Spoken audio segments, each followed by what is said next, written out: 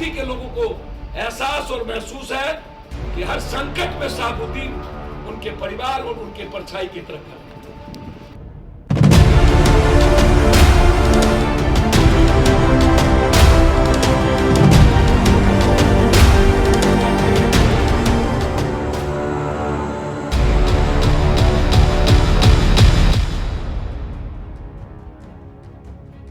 तो पप्पू यादव की आंखों से आंसू निकल रहे हैं। क्या मार्मिक मंजर है।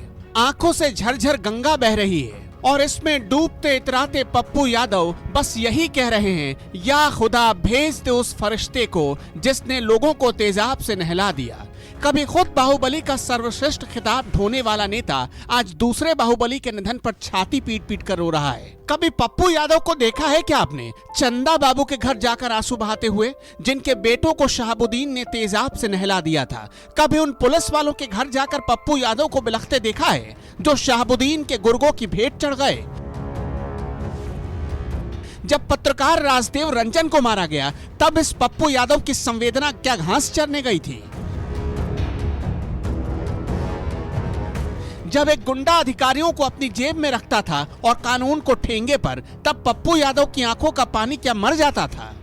आज कोरोना से शहाबुद्दीन की मौत हो गई तो पप्पू यादव राजनीति वाले घड़ियाली आंसू बहाने पहुंच गए सिवान शहाबुद्दीन के घर।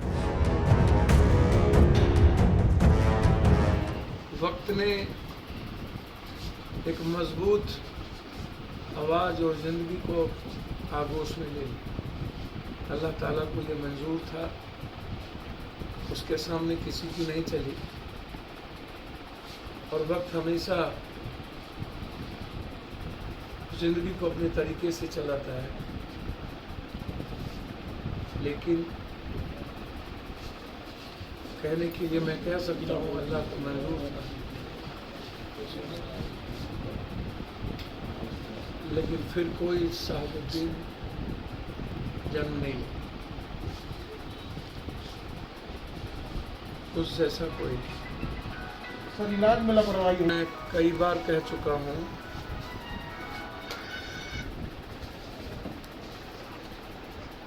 एक ऐसा व्यक्ति जो शारीरिक, मानसिक और आध्यात्मिक रूप से, वैचारिक रूप से, नैतिक रूप से बहुत मजबूत इंसान, योगा करने वाला एक व्यक्ति, संयमित जीवन जीने वाला एक व्यक्ति और बहुत कम प्रतिक्रिया देने वाला एक व्यक्ति। अब ये मैं नहीं कह सकता हूँ कि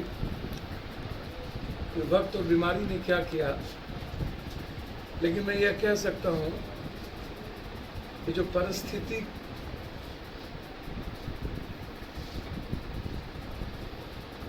को सिस्टम ने खड़ा करके एक आवाज को बंद कर दिया। हाँ, बोल तो ऐसे छूट रहे हैं कि शहाबुद्दीन ना हुए सरदार पटेल हो गए। कितना त्याग कर दिया। शहाबुद्दीन ना होते तो पाटलिपुत्र की धरती ना होती, शहाबुद्दीन ना होते तो बिहार का वजूद ना होता। पप्पू यादव के देवता तुल्य धरती छोड़ गए। हाय पीटो रे छाती, पीटो रे माथा, भक्त उदास बैठा है, बुला रहा है, शहाबुद्दीन प्रभु प्रकट हो जाओ, आओ गले मिल जाओ। एक बड़ा सा कैनवास बना जिस दल का, वह दल और वह परिवार इस तरह से दूर होगा या कभी कल्पना नहीं की जा सकती।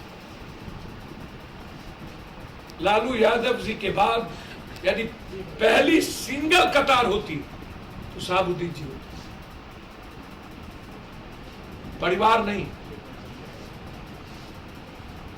और मैं एक बात बहुत विनम्रता के साथ कहूंगा, एक व्यक्ति जिनको लालू यादव ने विरासत दिया है, उनकी भूमिका शहाबुद्दीन जी के व्यक्तिगत जीवन और राजनीतिक जीवन में संदिग्ध रहा है।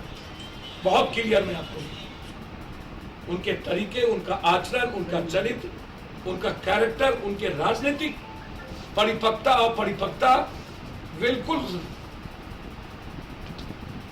और वर्तमान के नएपन की राजनीति। लालू यादव जी के बारे में मैं इतना कह सकता हूं कि आज जिस परिस्थिति में है, भले वोट के वो न आए पाए, लेकिन लालू यादव जी को आहत तो हुए हों, कष्ट तो हुआ हो। उस वक्त जन्म नहीं हुआ था लालू यादव के बेटे का, जब परछाई थे शहाबुद्दीन जी। उसके 91 में जन्म हुआ, और जब लालू जी संकट में आए थे तो गोदी में खेल रहे होंगे, और उस वक्त पल पल किसी ने जीवन दी। और आज यदि मैं एक बात अंतिम कहूंगा, यदि शहाबुद्दीन जी आलोचना के पात्र बने तो उसका कारण राजद और लालू यादव जी की सत्ता और सरकार। व्यक्तिगत जीवन में आलोचना के पात्र कम, और लालू यादव जी के साथ कंप्लीट रूप से उनका राजनीतिक और व्यक्तिगत लगाव आलोचना के सबसे ज्यादा पात्र बने। यदि यह व्यक्ति दल छोड़ के जदयू में चले गए होते, जो नीतीश जी चाहते थे, तो फिर ये दूध के धुले हो जाते और आलोचना का पात्र नहीं बनते। मुझे याद है भाजपा का वो दिन, वो क्या चाहता था कि शहाबुद्दीन जी लालू यादव को छोड़ दें, और आज यदि वो आलोचना करते हैं सिर्फ इस कारण से, तो उनकी राजनीतिक आलोचना होगी। व्यक्तिगत तौर पर सिवान का हर घर, हर वर्ग, हर जाति के लोगों को एहसास और महसूस है कि हर संकट में शहाबुद्दीन उनके परिवार और उनके परछाई की तरफ है।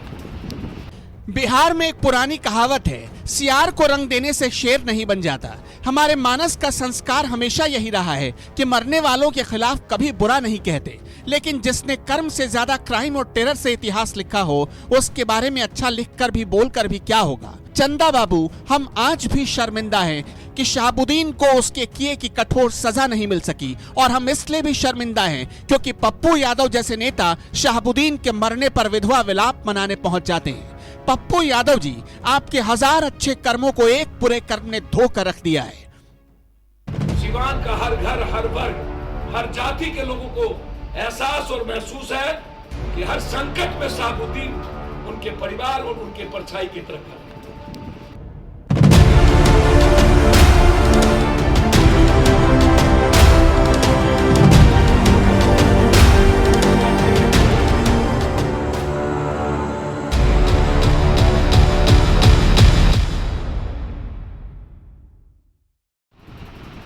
निश्चित रूप से ओसामा जी बहुत मजबूती के साथ लेके आ रहे हैं।